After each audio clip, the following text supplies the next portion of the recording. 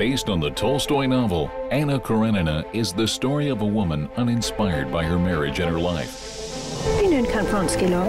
He's a rich, good-looking cavalry officer. But when a dashing officer seduces her, Anna finds she cannot resist his passion. This must stop. If you have any thought for me, you will give me back my peace. There can be no peace for us, only misery. Happy to be in love again, Anna is torn between her family, her lover, and a disapproving society in Anna Karenina. Hi, I'm Aaron. And I'm David. And I'm Brenna. And I'd like to welcome Brenna back as one of our reviewers. Nice to have you back. The last time you were here, you did a very different movie. I did Batman last time. You did Batman, and we're here to talk about Anna Karenina today, which is a very different movie than Batman. It is, and we've all just seen it. So, of course, it's based on the novel by Leo Tolstoy from the late 1800s. The story is about Anna, who is married to an aristocrat who's very much dedicated to his life of public service, and she's fairly bored with the lack of passion in her life. She meets this dashing young cavalryman who she falls in love with. They have a torrid affair. And the rest of it would be a spoiler alert unless you were fortunate enough, like me, to read the original novel in high school. It's extremely impressive to condense this 800, 900-page Tolstoy novel into a 2-hour film. However, I feel that certain things were lost. Such as? Such as the reason why Anna and Alexei love each other. You didn't feel that passion, that sort of animal attraction? The only thing we see between them is a lot of stalking, a confrontation, and then love. Yeah, I have to disagree with you. I really felt the animal attraction and the passion between them.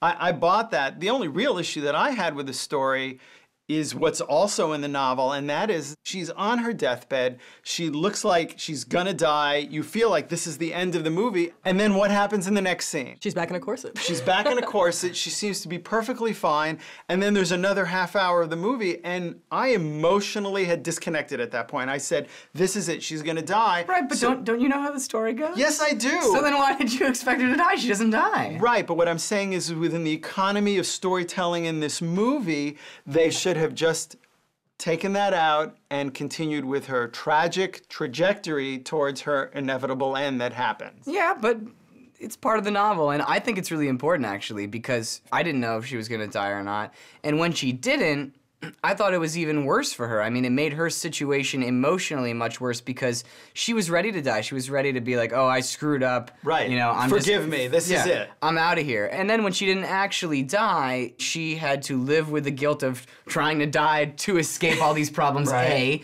And then B, she's right back in the problems that she had, and they got way worse. So, Yeah, and she becomes a morphine addict. yeah, I thought it was important. Let's talk about the acting. Jude Law's performance is amazing, and he does a great job of covering these wide ranges of hurt and betrayal and anger, and he doesn't really, his voice never rises. Yeah, that's what's so good is that Yeah. he's acting as a man who has to cover stuff up. And That's the right. fact that you can tell that he's trying to cover stuff up and hide his emotions, that's what's so good about him, is that you know that when he finds out about Vronsky, he should be furious. Yeah. And he is furious, He's like, but honey, you'll please never, stop. You'll Yeah. never see it. It's not good for, You'll you know, never us. see it, he'll Right. never admit it, but he's furious. I have to tell you, you behaved improperly today How is that? by making plain your feeling when one of the riders fell. Your conduct was improper. It must not occur again. I have said it before.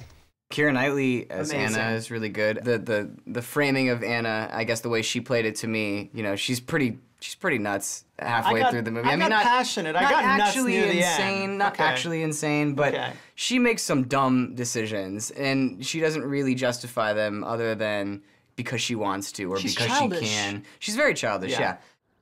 I'll never forgive myself for your unhappiness. Unhappiness. I'm like a starving beggar who's been given food. I unhappy. No. This is my happiness. We have Aaron Taylor Johnson's Alexei Vronsky. Vronsky. And he was good, but I felt that his stiff military-esque character, I felt it was a little put on. Wasn't that endemic of a character from that period of time? Yes, but I feel like he was trying to be a character Got for that it. period of time. It seems like there was passion and there was chemistry from Keira Knightley, but it didn't feel returned from Aaron Taylor Johnson. This movie had some of the most amazing art direction I've ever seen in a film. the sure hand of Joe Wright, the director, working with the director of photography, Seamus McGarvey, whose last movie was... The Avengers. Wow, talk about a different movie than Anna Karenina. Just collaborating with makeup and with wardrobe and production design to create this remarkable world where the world is a stage and where life is a stage. And you just see these sets flying in and out and props and tables moving, and suddenly people are sitting down and they're in a different location and where they were. Freeze right, and people walk by. Everything's choreographed, and it's so beautiful and great lighting and golden. And everything is so seamlessly integrated that in the first half of the movie, it's almost like there's no cuts. You know what it reminded me of? What? Baz Luhrmann. Absolutely, me too. Exactly like a Baz Luhrmann movie, except it dropped off in the second half and then became something else. All the best parts of this film are in the first half. Stream it. It blew my mind. Not completely, but enough. So I'll say see it.